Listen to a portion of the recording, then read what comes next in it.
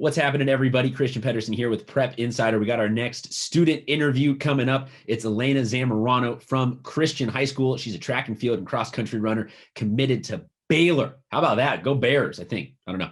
Go Patriots, though. For now, let's get to know her a little bit better. If you don't mind, let's start with that. You are a senior. You guys, as cross-country, got to be one of the first, you might have been the first sport to return in San Diego. You actually got a little bit of a season in. How has that been? It was really awesome. I had my last meet either like last week or the week before. So it was definitely like shorter than what we're used to for a season, but honestly, it felt so good to be back in racing again. I PR'd for the 3 miles, so that was a super awesome way to kick off the season. Yeah, it was honestly wait, your first race back and you PR'd. Yeah. You had not had a race in like whatever 13, 14, 15 months. And you're like, oh, I'm just going to go ahead and set a personal record. I honestly wasn't expecting it. Like my coach asked me what my goal for the race was. And I was like, oh, like I want to run fast. I just want to have a good first meet back. And then, yeah, threw down a PR. So that was really nice.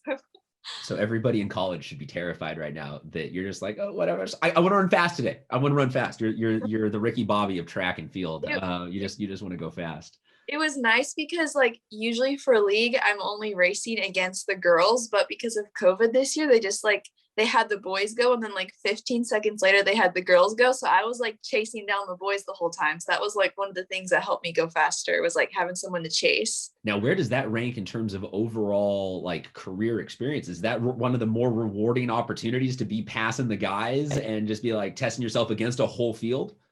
Yeah, it felt good to race the guys and be able to like beat them. So that was definitely like a confidence booster, because like I was a little worried, like, oh, I haven't raced in like a whole year, like I wonder how I'm gonna do. I hope like I still got it, you know what I mean? So like that definitely, like, it just feels good. So I did not run track. I don't run. I play the walking sports. Baseball, give me a walk to and from the mound. So I will admit, going into this job, I did not have a ton of experience around cross country, but every cross country runner I have talked to has universally said, no. There is not enough respect given on how physical the start of a race is. Elbows being thrown, everybody in those, see your head starts immediately going up and down. With COVID and not having those kind of mass starts, not wanting to be 6 feet within everybody, did you miss that? Did you miss not getting elbowed? Like, or are you okay with it? How did the start of the race feel? It felt very different. So normally, like at the big invitationals, you're racing against like literally like hundreds of schools at a time. And then this year they just shortened the season to like 4 races, and we're only racing against 1 school at a time. So instead of feeling like I'm in the middle of like hundreds of people, I was just like me and my teammates, and then like a few feet away there was like the other team. So it definitely felt different. Like there's like these videos of like starts of like, for example, like state last year, the start line was like huge, but then there's like hundreds of girls all running to this like narrow trail, elbows are being thrown. Like it's super common for people to fall at the start. So there's like a rule, like, oh, if someone falls at the start, like they restart the race, because it's like really common.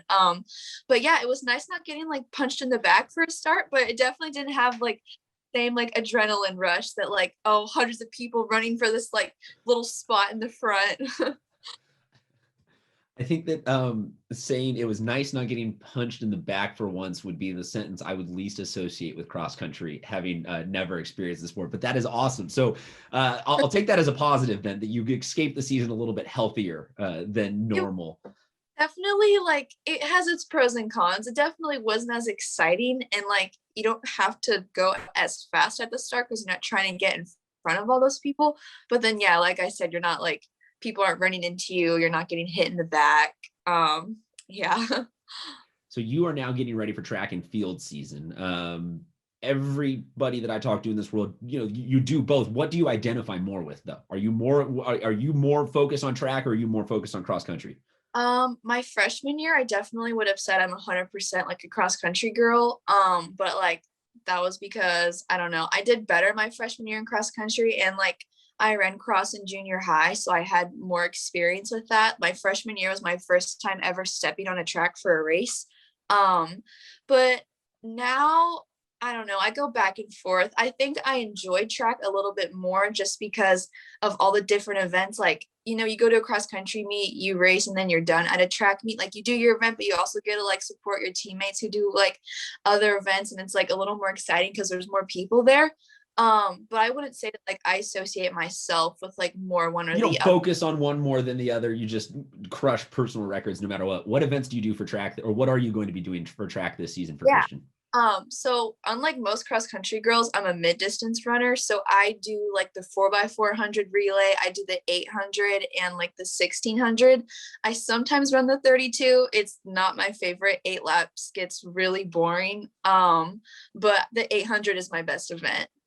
Does that make you kind of like the rebel outlier of the cross country scene, that you don't do the longer races, that you do the shorter races? Yeah. Like I'll get to meets and I'll see girls that I race against in cross country. Like, oh, what are you doing today? I'm like, oh, I'm doing the 800 and the 16. They're like, what? Not the 32? Like it catches people off guard because like most of the time, cross country girls don't really have foot speed.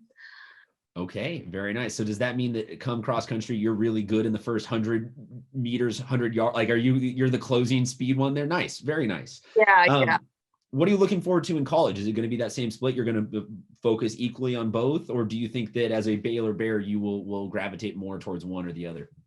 Um, I'm honestly just really excited to just be able to go on to the next level and like run at the Division 1 level. Like that is something that like I was really excited about the opportunity for, but now seeing that it's like becoming a reality, I'm super excited for that. Um, the team is really good. Their 800 runner, Aaliyah Miller, just was like national champion for the 800 meters a few days ago. So that just like I know that I'm going into like a really good program where I can get better, and that's ultimately what I'm the most excited for is just knowing that like I can get better and hopefully become an All-American, and just I'm really excited to go over there Yeah, and I think Baylor fans need to pay attention to the fact that you have not once said, so I'm looking forward to running with her, behind her, second place to her. You have just said the bar is set at national champs. That's where I like to be. That's impressive. I like that mindset. I know that like obviously the coaches there know what they're doing. Obviously, like the girls there and the guys there know what they're doing. They're a really successful team, and yeah, I'm excited to get better. And I think I know in indoor, my coach is thinking I'm gonna be like a 1,000 meter special because I have the 800 speed, but then like the endurance of a cross country girl. So I'm excited to see how I do in that because I've literally never even stepped on an indoor track before. So Is there a distance that you have found that you run it and you're just like, I am exhausted, I don't want to do this in the track world? Or or maybe not exhausted, maybe there's just an event that you have run that you're like, I just had to take one for the team that day and do this, but gosh darn it, I hated it. the 800 is definitely like physically the hardest, but 3,200 is like mentally the hardest for me because like I like the 1600, just 4 laps, it's a mile. Like, oh, like I ran a mile like the low fives today, like Yeah, I was gonna say it probably only takes like 4.5 minutes for you. yeah, like it's respect, like, oh, you ran a fast mile, but then you get to the 2 mile and you're on like lap 7, and I run the 4x4, which is right after. So all I'm thinking about is, oh my gosh, I have to finish, go run and put my spikes on and then line up for the relay. So like 32 is definitely mentally the hardest, but I'm the most tired after 800. You bring up the relay, and I liked asking this question to people that do this event. I say it is up there in terms of most difficult thing to do in all of sports. It's like it's up there with hitting a baseball, and anything that you want to say really just requires that fine motor skills is the passing off of the baton. Oh gosh, yes. Yeah, you completely agree. Can you help people understand how difficult, how much work you guys put in to get your right steps down to the precision that you do? So the 4x100 is definitely harder. I like first and foremost, like the 4x1 is harder than the 4x4 just because you're going a lot faster. Yes, the 4x1 is insanity. It is truly insane. I've only done a 4x1 once, and that was like my freshman or sophomore year. My coach needed me to like help out the team, and he was like, "You're running a 100." I was like, "What? Okay." But for the 4x4, it's pretty much the same exact process where you and the girl before and after you, like we all line up, and first like we practice her running into you and you figure out like what her speed is. We literally practice this probably like 100 times throughout the whole season. You like mark out how many steps they are behind you, and you figure out when you need to take off, how fast you need to take off, and then you also need to master being able to like put your arm out and grab it without like looking at them, so you don't slow down, and you have to turn the right way, because if you turn the opposite way, then that'll slow you down based on how like the curve of the track is. So it's actually like it's a lot of work, but once like my obviously my junior season got canceled, but we like mastered it my sophomore year. Our team was really good. At one point we had like the fastest time for San Diego for a little bit. So we worked really hard on it, but if you like master all the different techniques, it can really like save you time. So like even though we didn't necessarily have the fastest 400 girls, our relay exchanges were so like fluid that our times were like better than the other girls. Yeah, it was something that I didn't appreciate, because I would always, as a football player, I would always see track kids working out, doing it. They would be practicing their handoffs, they'd be walking. I'd always see it being practiced. I'd be like, okay, that can't be that difficult. But then seeing my first couple of track meets in person, where those guys are, or girls are running at full speed, not missing a stride, just like, oh yeah, my hand straight behind me. I just trust that on my third step with my left foot, it's going to land in my hand and then I'm gone. I'm like, no. Yeah. Never would be able to get that done at an efficiently high rate. Tip my hat to all track athletes. Our 4x1 team, I wasn't in it because I'm not a sprinter. Like I cannot run a fast 100. That one time I did it was just, we're not going to talk about that. But they like got the handoffs down so good that they were able to like beat Madison, who literally had like some of the fastest girls in San Diego. Yeah, Madison, people don't understand. They're like the goats at sprinting. Yes, but our 4x1 team was able to beat them just because of our exchanges. So it actually like is really important being like good at them. Was that 2 years ago? Yes, At the finals?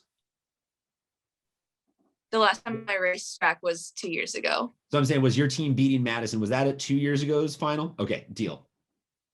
I was there for that one. I remember that actually, because that was Keenan Christian and Daniel Stokes and a lot of the football guys that I've been following. So yes, a huge win. Last Keenan, question. Go ahead. Oh, I said Keenan is insane. Like we were in the same league as Madison, so I'd get to see him race like every week, and oh my goodness, like he is talented.